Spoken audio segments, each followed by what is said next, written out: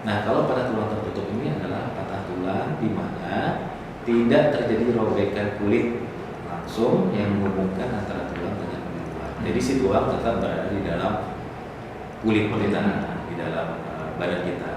Ya, ini juga merupakan sebuah kondisi yang gawat darurat, tapi tidak segawat darurat pada patah tulang terbuka. Ya, jadi artinya kalau patah tulang tertutup, ya datang ke rumah sakit, tentu kita lakukan tindakan pembidayaan namanya, ya supaya tulang tidak bergerak, kemudian baru kita persiapkan misalnya untuk tindakan operasi. Dan perlu kita sampaikan di sini bahwa tidak semua patah tulang akan dioperasi. Ya, bisa juga dia tergantung pergeserannya. Ya, kalau pergeserannya sedikit, ya kemudian tidak terlalu bergeser, bahkan kita bisa lakukan tindakan pemasangan gips. Ya.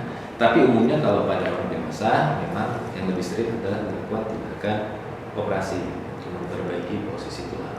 Jadi perlu kita sampaikan di sini bahwa sebenarnya kalau seseorang mengalami patah, tubuh kita ini merupakan karunia yang luar biasa dari Tuhan. Kita punya kemampuan untuk melakukan penyembuhan alami terhadap patah tulang kita. Akan tumbuh tulang-tulang yang baru. Nah, bedanya kalau kita terjadi patah tulang yang patah akan mengalami pergeseran. Ya, itu akibatnya kita sering lihat orang yang kakinya pendek sebelah misalnya. Kenapa? Karena ketika tulangnya menyembuh dalam kondisi yang tidak sempurna. Nah, itulah yang kita bantu dengan tindakan-tindakan yang pembedahan tulang. Kita lakukan reposisi. Artinya tulang yang patah yang bergeser itu akan diusahakan dikembalikan mendekati yang normal sebisa mungkin. Sehingga nanti ketika tulangnya menyembuh, tulangnya tumbuh, maka tulangnya mendekati bentuk yang awalnya. Ya, ini menarik ketika patah tulang terbuka. Ini dokter mengatakan ini harus dicuci tulang-tulangnya supaya tidak kena infeksi. Tapi ini kadang-kadang kita bagaimana mengubah mindset masyarakat kita nih, dokter. Jadi zaman sudah modern kita katakan, tapi masih banyak teman-teman kita, saudara kita di luar sana nih, ketika terjadi patah tulang mereka takut untuk ke dokter. Tapi mereka katakan ke tradisional. Untuk mengubah mindset masyarakat kita nih, bagaimana supaya mereka tuh lebih ke dokter, bukan kita agar mereka harus percaya sama dokter kita. Ini apa secara dokter? Jadi mungkin memang ada mitos yang beredar. Kalau misalnya tulang kemudian dibawa ke dokter, berarti ini ujung-ujungnya amputasi misalnya, atau ujung-ujungnya operasi. Ya tidak semuanya.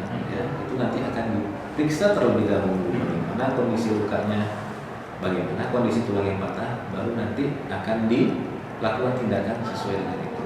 Nah, usaha-usaha yang kita lakukan untuk mengubah mindset masyarakat, ya tentu kita harus lakukan edukasi yang benar tentang apa itu patah tulang dan bagaimana penanganannya yang benar, serta apa bahaya-bahaya yang terjadi jika patah tulang ini kita biarkan. Kita sering masih menemui pasien datang patah tulangnya sudah 1 tahun yang lalu, 2 tahun yang lalu, datang dengan komplikasi apa misalnya pasien mengalami patah tulang, ya kemudian ditangani gitu ya, misalnya dia dirawat, dipasang papan misalnya, diluruskan kakinya, ya akibatnya sendi lututnya mengalami kekakuan, ya artinya mungkin tulangnya sembuh ataupun mungkin tulangnya tidak sembuh, ditambah dengan komplikasi lain misalnya sendinya kambuh, ya itu masih sering terjadi. Jadi ini tanggung jawab kita bersama semua, saya pikir, untuk mengedukasi masyarakat bahwa hari ini pelayanan kesehatan di bidang